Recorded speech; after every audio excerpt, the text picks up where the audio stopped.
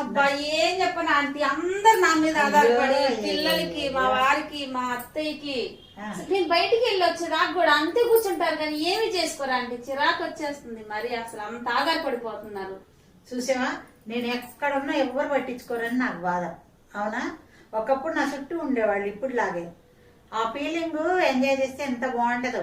ఇప్పుడు ఎవరైనా యాడికి పోయావు ఎంత చెవిటికి వచ్చి ఎవరు పట్టించుకుంటారు? ఎవరు పట్టించుకోరు కదా. నిన్ను చూడు, ఒక్క క్షణంలో అయితే మా అమ్మ, మా కోడలు, మా బుజ్జి, మా ఇంకా రాలేదని మీ చూసావా, నువ్వెంత గ్రేటు. నువ్వు నాలాగా ఉండాలనుకున్నా, నీలాగా ఉండాలనుకున్నా? అమ్మో ఇలాగే ఉంటాం, ఇలాగ అసలు వద్దు, మిమ్మల్ని అసలు ఎవరు పట్టించుకోరు. చూసావా, అసలు చూసావా నువ్వు ఎంత గ్రేటు. నీ పిల్లల దృష్టిలో, మీ ఆయన దృష్టిలో, మీ అత్తగారి దృష్టిలో. అవును, నువ్వు లేకుండా వాళ్ళకి గడవట్లేదంటే నువ్వు ఆలోచించుకో. ఇక ఒక్క క్షణం నిన్ను వదలట్లేదంటే మనిషి బతికినంతకాలం అలాగే బతకాలమ్మాయి. ఎవ్వరు పట్టించుకోకపోతే ఇంకెందుకు అమ్మాయి మన జన్మ? అంతే, అది కూడా నిజమే. చూసావా, నీకోసం ఎదురు చూసేవాళ్ళు ఉన్నారు. అవును, మరి నువ్వు గ్రేట్ అమ్మాయి.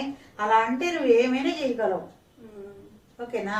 అంతే, నిమిషానికి పిలుస్తారు. నేను అది అర్థం కాలేదు, నాకు ఇప్పుడు అర్థం అవుతుంది.